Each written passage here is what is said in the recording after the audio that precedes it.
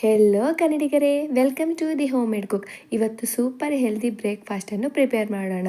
ಇದಕ್ಕೆ over night fermented rice ಅನ್ಬೋದು. ಪ್ರೋಬಯೋಟಿಕ್ಗೆ super healthy ರೀ ಇದು. ನಮ್ಮ ಗಟ್ ಹೆಲ್ತನು ಚೆನ್ನಾಗಿರುತ್ತೆ. ಇದು ಈಸಿಯಾಗಿ ಪ್ರಿಪೇರ್ ಮಾಡ್ಬೋದು.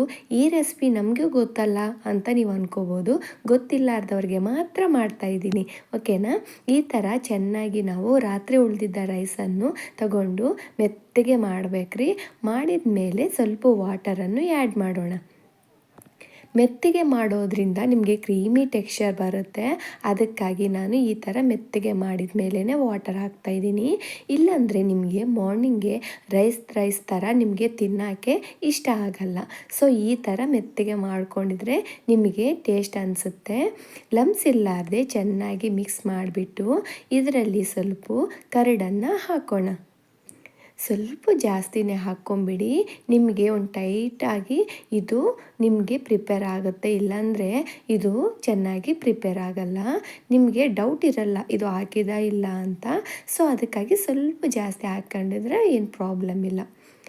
ಬಿಸಿ ಆಗಿದ್ದ ಹಾಲನ್ನು ಸ್ವಲ್ಪ ತಣ್ಣಗೆ ಹಾಕಿದ ಮೇಲೆ ಇದರಲ್ಲಿ ಹಾಕ್ಕೊಂಬಿಡಿ. ನಾನು ತೋರಿಸಿದ್ದ ಕ್ವಾಂಟಿಟಿ ಹಾಕ್ಕೊಂಡಿದ್ರೆ ನಿಮ್ಗೆ ಪರ್ಫೆಕ್ಟ್ ಟೆಕ್ಸ್ಚರ್ ಬರುತ್ತೆ.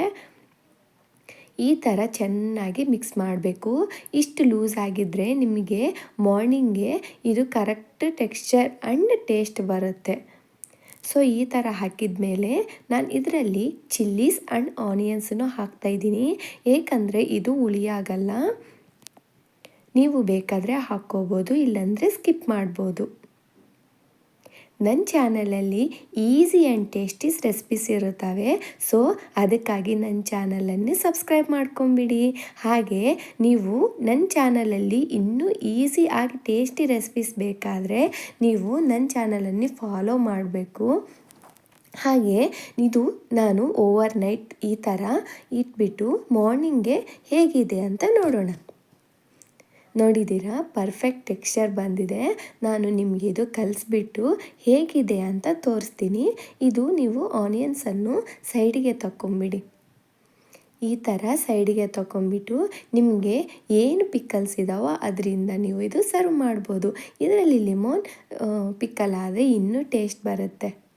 ಸೊ ನೋಡಿದ್ದೀರಾ, ರೈಸ್ ಥರ ಎಲ್ಲಿ ಕಾಣಿಸ್ತಾ ಇಲ್ಲ, ಕ್ರೀಮಿಯಾಗಿದೆ. ಅದಕ್ಕಾಗಿ ನಾನು ಹೇಳ್ದಿದ್ದ ಕ್ವಾಂಟಿಟೀಸನ್ನು ಹಾಕ್ಕೊಂಬಿಡಿ. ಹಾಗೆ ಇನ್ನೂ ಹೊಸ ರೆಸಿಪೀಸ್ಗಾಗಿ ನನ್ನ ಚಾನಲನ್ನು ಸಬ್ಸ್ಕ್ರೈಬ್ ಮಾಡ್ಕೊಳ್ಳಿ, ಲೈಕ್ ಮಾಡ್ಕೊಳ್ಳಿ, ಶೇರ್ ಮಾಡ್ಕೊಳ್ಳಿ. Boy friend.